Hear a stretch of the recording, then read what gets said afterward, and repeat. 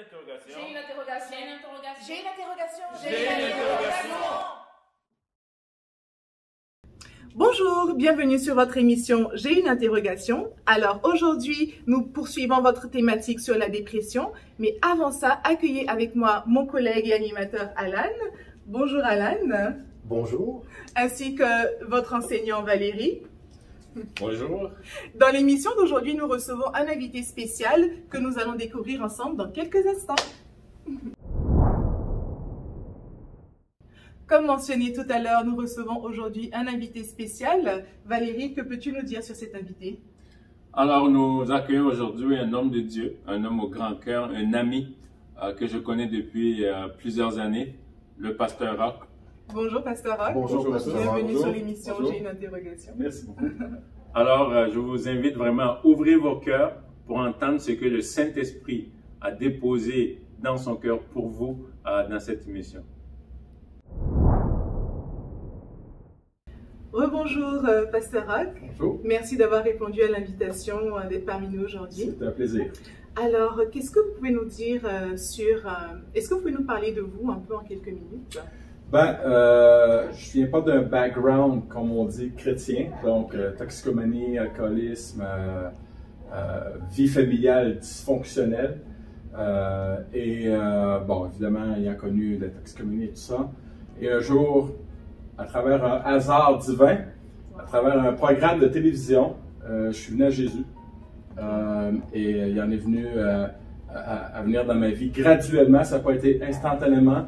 Ça a pris 2 ans et demi d'écoute d'émissions pendant 5 jours par semaine. Et un jour, j'ai vraiment pris la décision de dire « Oui, viens dans ma vie.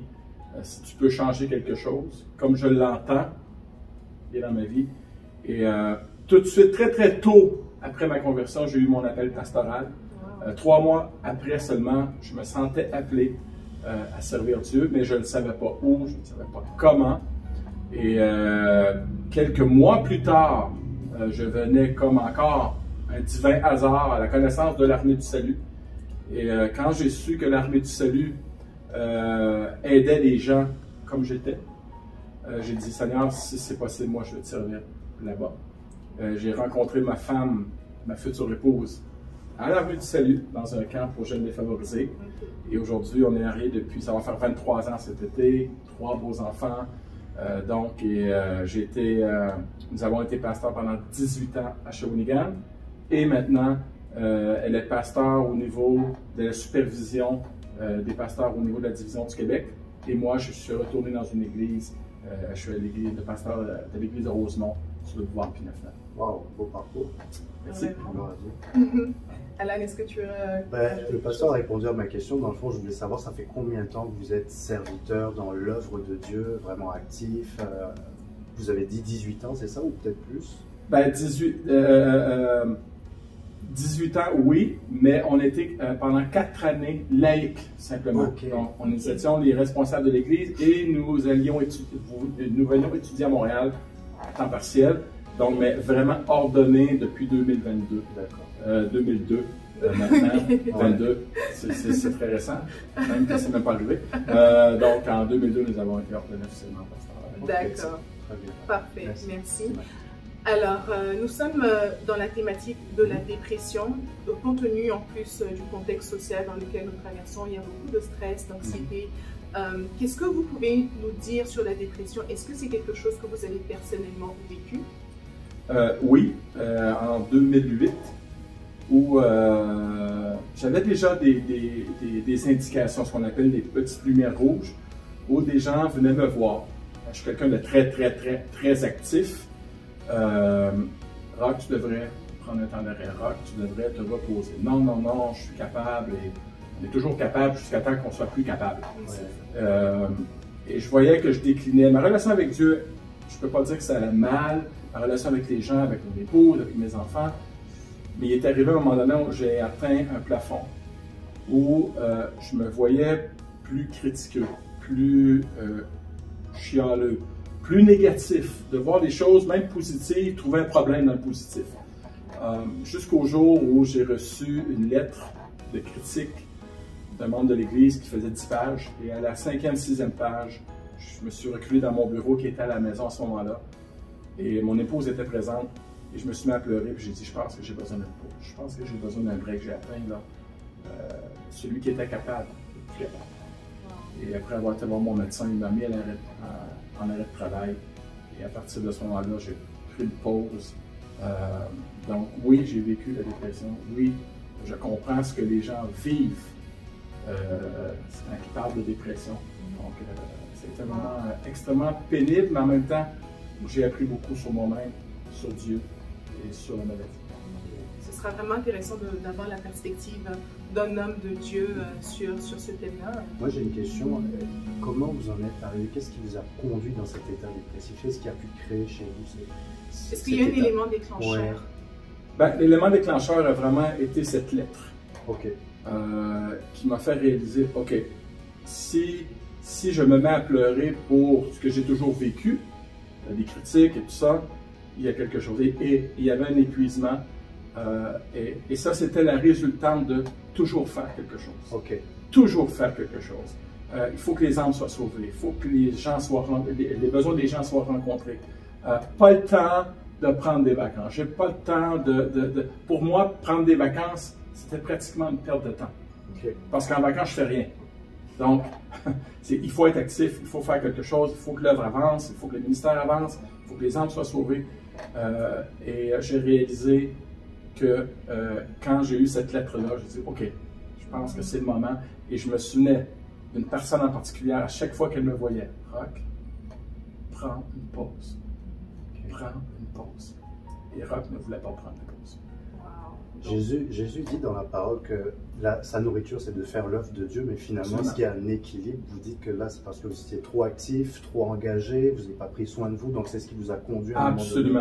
Absolument. Okay. Et c'est pour ça qu'un de mes versets préférés est devenu quand Jésus dit aux disciples, après qu'ils soient revenus, où ils disent, on a chassé les démons en ton nom et tout ça, il dit, venez à l'écart, vous reposez. Ok. Et je l'ai réalisé beaucoup plus tard. C'est très récent, où de prendre une pause, de prendre des vacances, c'est littéralement biblique. C'est-à-dire, je prends un temps d'arrêt pour me ressourcer avec ma famille, me ressourcer spirituellement, physiquement, mentalement, psychologiquement, émotionnellement.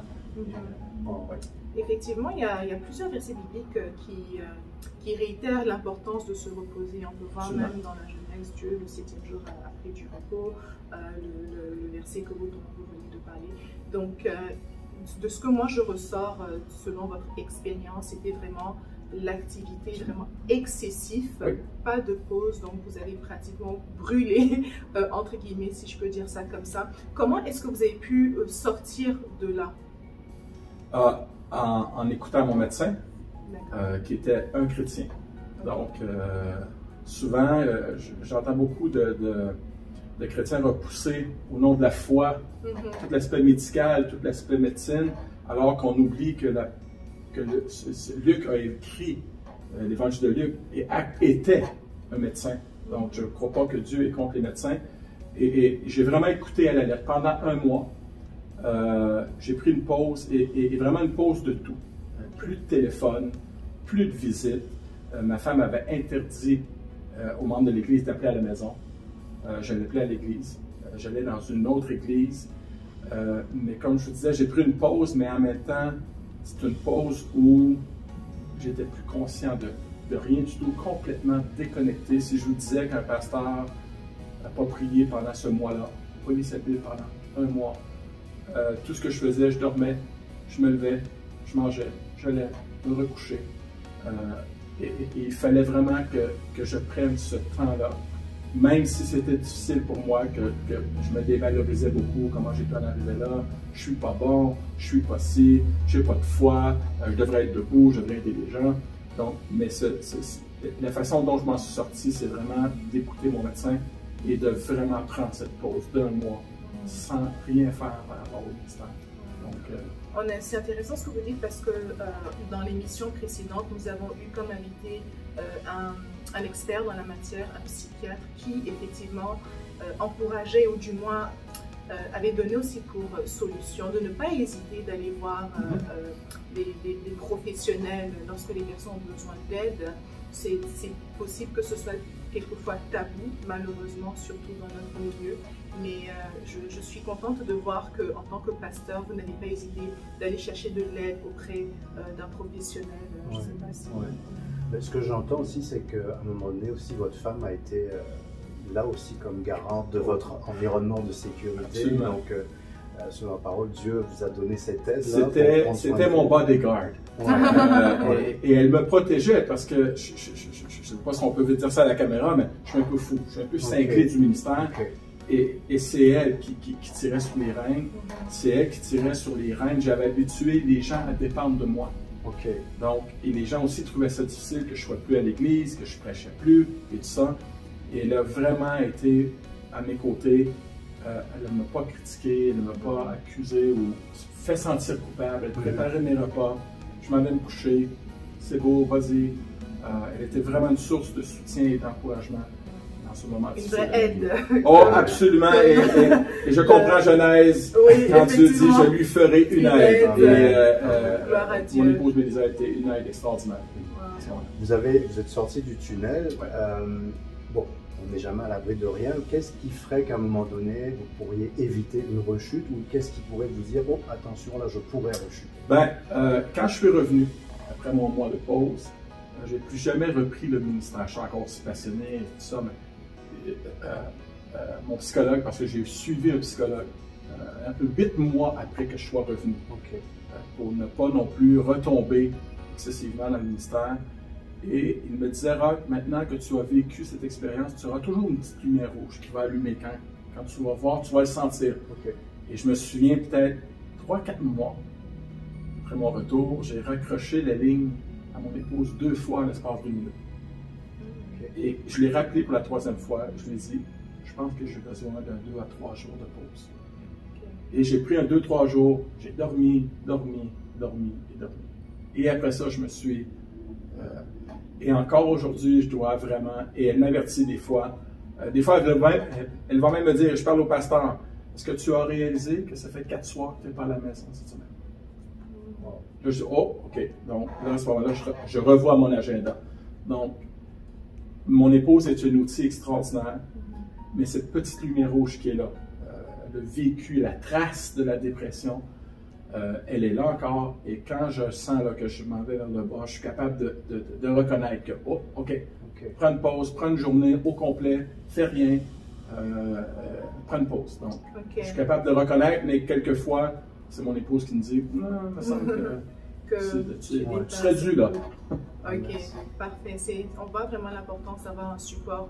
Encore une fois, dans l'émission précédente, on a vu à quel point est-ce que c'est important que les personnes qui traversent cette épreuve ne restent pas isolées, mais qu'elles soient entourées d'amour, entourées de personnes attentionnées, qui vont une écoute. Et aussi, comme vous le mentionnez, qui est un nouveau point, quelqu'un pourrait être comme une barrière, un protecteur, qui va faire attention, là tu débordes, et puis je pense que c'est ce que vous avez trouvé au travers de votre épouse. En quoi est-ce que la parole de Dieu, quel rôle est-ce que la parole de Dieu a joué à vous aider à sortir de la dépression et aussi à vous empêcher de retomber dans la dépression? La première chose que la parole de Dieu a joué un rôle majeur, c'est de ne pas se sentir coupable, ni un faible, ni... On voit des gens de Dieu solides dans la parole de Dieu qui ont dû prendre une pause. On pense à David, et je comprends mieux les psaumes aujourd'hui où David est dans un état lamentable, ou le passage dans Jacques qui dit que Élie, par rapport à la prière puissante, qu'Élie est quelqu'un de même nature que nous, mais il était aussi de même nature que nous par rapport à la dépression. Et je lisais dernièrement, et je me dis, waouh! Où l'ange vient lui donner un petit coup de coude pour le réveiller et lui dit, lève-toi et mange. Il ne lui dit pas, lève-toi et prie, lève-toi et loue, lève-toi et lis. Non, lève-toi et mange. Et là, tout de suite, le verset d'après, Élie mangea et se rendormit. Wow! Et maintenant, la parole de Dieu me fait comprendre, parce que, à cause encore de cet activisme, de ce besoin, la culpabilité n'est jamais loin. Et ces passages m'aident à dire non, Élie, David, les disciples ont dû prendre une pause. Et même c'est un commandement de Jésus, venez à l'écart, vous reposez un peu. Donc pour moi, si c'est Jésus qui le dit, ça doit être OK. C'est correct. Donc, voilà, absolument. Ouais. Absolument. Wow, parfait. Je vois, enfin, là, ce que vous dites, c'est que la parole de Dieu vous a aidé à ne pas culpabiliser. C'est Absolument. vraiment ça. C'est Absolument. le message de Dieu, ne pas culpabiliser. Le pardon de soi-même. Qu'est-ce qu'il y a beaucoup de gens qui regardent l'émission, chrétiens, pas nécessairement chrétiens, qui se culpabilisent et qui ont même honte de cet état dans lequel ils se trouvent. Qu'est-ce que vous pouvez leur dire? Ce que je pourrais vous dire, c'est vraiment, Dieu n'a pas eu honte de mettre l'histoire d'Élie dans la Bible. Dieu n'a pas eu honte de mettre les histoires qui sont vraies, des histoires où on voit l'homme à son pire, où on voit l'homme dans ses vallées, les vallées de l'ombre de la mort, les vallées de l'ombre du découragement, de la dépression. Et si Dieu a mis ces histoires dans la Bible, c'est pour, non pas qu'on se cache, mais qu'on puisse sortir de l'ombre, comme lui a sorti Élie de l'ombre, a sorti David de l'ombre. Donc, ce que je vous encourage, sortez de l'ombre. Ce n'est pas dans l'ombre qu'on règle la dépression, mais c'est en sortant de l'ombre qu'on règle la dépression et en parlant. Ne faisons plus de ce sujet un sujet tabou, mais faisons de ce sujet un sujet qui est vrai, qui est pertinent et que nous pouvons vivre à tout moment, peu importe qui on est. Wow. Très très belle parole. Alan, est-ce que tu veux rajouter? Non, je veux juste dire merci pour votre générosité, pour vous être rendu transparent. Et puis je pense que Dieu va utiliser votre expérience pour bénir beaucoup de personnes. Merci de votre invitation aussi. Comme mon psychologue disait, je voudrais terminer avec cette phrase. Il m'a dit une phrase qui me suit encore aujourd'hui. Roch, tu n'as pas le droit de ne pas comprendre. L'Église de Jésus-Christ n'a pas le droit de ne pas comprendre. Donc, s'il y a quelque chose aujourd'hui que je vais vous saisir, quand vous allez avoir un frère, une sœur dans l'Église qui passera par ces moments, repensez à cette phrase. Nous n'avons pas le droit de ne pas comprendre. Wow! Phrase très très profonde. Merci encore une fois, Pasteur Roch, d'avoir répondu à l'invitation. Donc, nous allons continuer l'invitation dans quelques instants. Pasteur Roch nous disait donc, si on voit comme conséquence dans la vie d'Élie, Élie maintenant avait une vision courte, alors qu'il avait une vision spirituelle plus grande. Il n'avait plus le goût de vivre, plus le goût à rien. La Bible dit qu'il s'était couché et il était fatigué à tous les niveaux, perte d'appétit à tel point que, par contre, Pasteur Roch a dit, l'ange est venu dire, il faut que tu manges. Parce que le chemin est encore long. Et Dieu est en train de lui dire, j'ai pas encore fini avec toi, il y a encore un chemin que tu as fait. Et c'est ça que je veux dire à quelqu'un que, avec Dieu, c'est pas encore fini. Amen. Peu importe ce qu'on vit, il dit, il y a le chemin, il y a encore un chemin pour toi. Et une des choses que je remarque, c'est que Élie était arrivé à accumuler des mensonges personnels. Il dit, je suis resté le seul prophète, j'ai déployé mon zèle. Et Dieu va lui dire plus tard, non, t'es pas le seul. Il y a encore 7000 qui n'ont pas fléchi les genoux devant Baal. Et c'est un peu ça. Wow. Alan, est-ce que... Non, ce que je comprends, c'est que même si on est un serviteur de Dieu, même si on a l'onction de Dieu, on n'est pas à l'abri de notre aspect, de nos vulnérabilités charnelles, en fait. C'est ce que je comprends. Et puis, ce qui fait aussi, ce que je comprends aussi, c'est que Dieu ne nous laisse pas dans cet état. En tout cas, dans le cas d'Élie, on sent bien que c'est lui qui est venu à la rescousse d'Élie.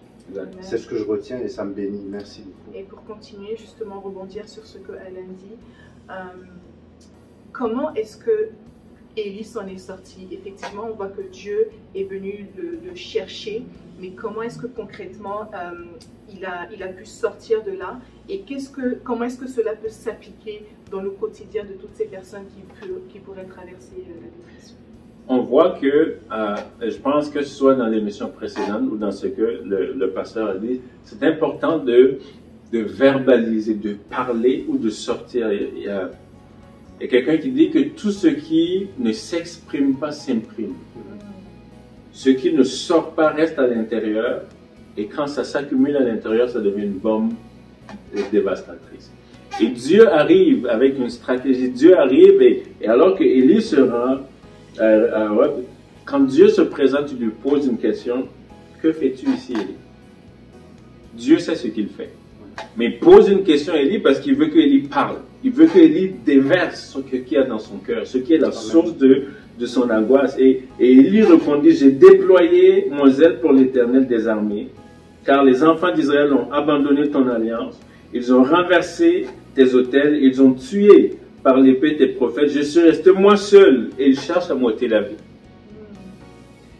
Et Dieu, en permettant à Élie de s'exprimer, de sortir ce qu'il y avait dans son cœur, va lui permettre aussi de dire ce qu'il pense et de pouvoir le corriger.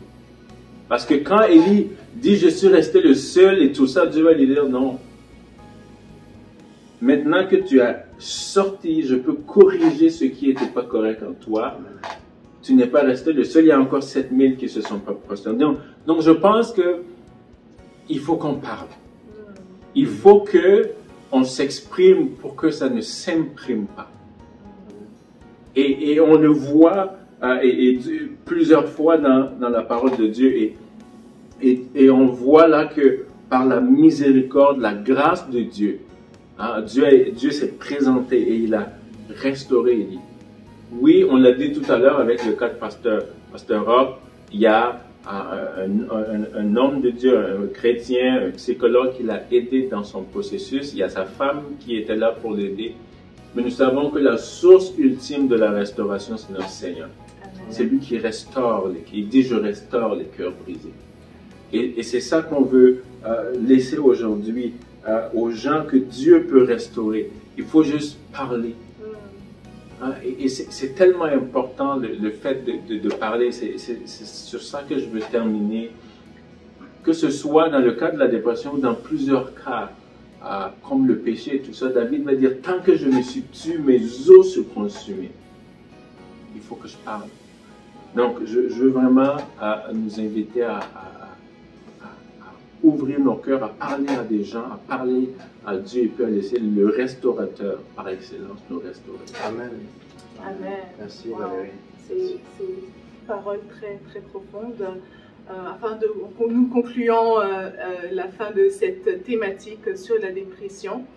Je tiens à remercier le docteur Joël Desrosiers pour son intervention, son expertise dans le domaine, ainsi que notre invité du jour, le pasteur Roch, qui nous a exprimé de façon vraiment vraie, authentique et en tant que pasteur, son expérience sur la dépression et comment est-ce que le Seigneur l'a sortir de là.